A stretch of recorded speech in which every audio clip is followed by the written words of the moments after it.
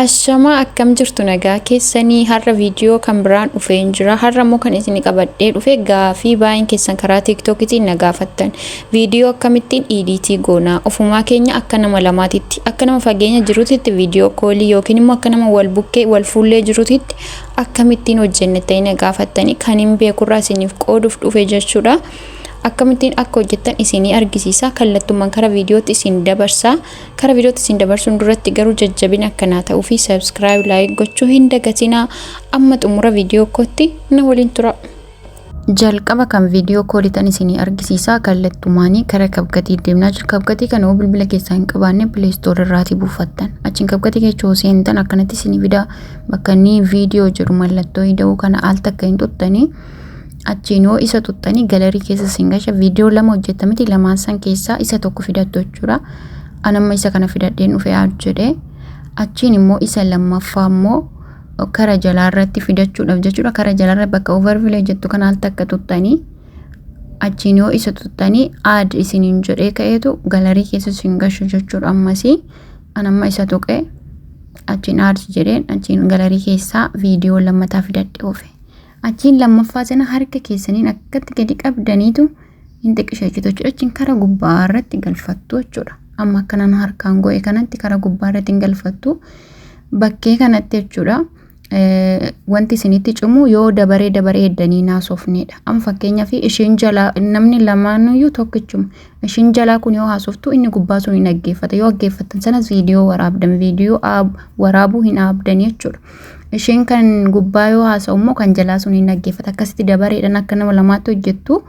Egaa akkasitti hojjettanii kaatanii immoo bakka effectan jiru kan hin tuttan viidiyoo tuttanii viidiyoo effectan jiru kan ammasiin tunna. Achiin isa tunnee bakka sarchi kanatti viidiyoo koolettanii barreeffattu jechuudha. Isa mallattoo duwwiliidhaa qabu sana fidachuudhaaf kan barbaachisu yoo hin barbaannes rakkoon qabu akkanatti isinii ba'an ishii kanan filadha. Achiin duwwilii fakkaata jechuudha. Akkatti bilbilaan nama sana duukaa sun fakkaata. Achiin gadi qabdanii amma dhumaatitti amma qixa viidiyoo sanaatti ooftanii isa kaan gadi qabdanii irraati delete gootu. Kuno akkanatti waraabe jechuudha. Ammallee na jala wal jala darbe akka wal jala isin darbinettis akka hin irranne akka hin baay'annettis qixa viidiyicha sanaa gootanii akkuma argitan kan amma waraabeen jira. Isa gubbaa export kanaan intini save go'attanii hin buufattu jechuudha galerii keessan keessatti. Amma immoo kan nama lama taatanii mana tokko keessatti wal bukkeetti akkamittiin akka hojjettan isin argisiisa. Ammas akkuma wal fakkaataa kabgatii keessa seeneen jira. Galerii keessaan suuraan barbaadu sana fidadheen jira.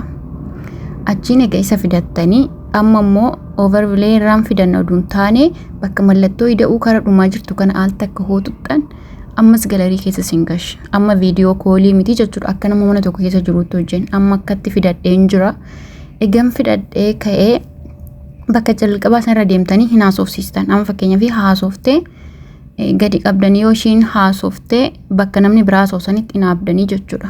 Amma fakkeenyaaf bakkeena taasofseen jira nan dhaaba achiin bakka mallattoo maqasii jettu kana hin tuttanii anamma nan tuqa qoyi tuqeen jira ispiliteetu kana al takka bakkeena hin tuttanii akka mallattoo muruu kana hin gootanii jechuudha. Ammas hin haasofsiistanii bakka dabaree namaa sanatti hin dhaabdanii achiin ispil gootan ammasii akkasumatti itti fuftanii jechuudha. Egaa akkasitti ishee kana murtanii fixxanii murtan laaliyaanii kutaa gootan addaan kukkuttanii jechuudha. Egaa kukkuttanii fixxanii isa nama lammaffaa san biraattan. Kan nama lammaffaa sanis bakka namni ofiisaa haasa'ee bakka dabaree nama biraa sana hooga'u ammas hin kuttu jechuudha. Edit gootan ispil goota. Ammas haasofsiistanii bakka dabaree nama biraa ga'u sana ammas achitti dhaabdaniitu ispil intinii kana murtan jechuudha. Achiin egaa murtanii kaatanii humnaan gadi qabdaniitu fiddanii gidduu gashitu. Ammas kara fuulduraatti hin deemna kan namicha ciisu kanaa jechuudha. Ammas gadi qabdanii humnaan gadi qabdanii harka keessanii fiddanii gidduu gashitu. Akkasitti gidduu walii gashitanii amma akkuma argitanii akkam ta'a dabaree naataa jechuudha. Amma yoo argitanii amma ishii naasoftee kan itti aanu kanatu haasa'a kan lammaffaa ishii taasa'a. Akkanumatti itti fufaa. Kanaafuu akkanatti dhaka waraabamu hagam beekurraa isinii qoode namni baay'een karaa adda ta'een isinii kan ibsan jiruu danda'u. ani garuu hagam beekurraa isin qoode isin jedha. Kana fakkaata viidiyoo itti immoo sagalee akkamittiin akka geeddarrattanii fi akkasuma immoo dhiiraaf shamaras ta'e shamaruma ta'e bifa garaagaraatiin effeektii garaagaraa fayyadamtanii akkamittiin akka hojjettan isin argisiisa. Jajjabina akkanaa ta'u subscribe na taasisaa. Bye.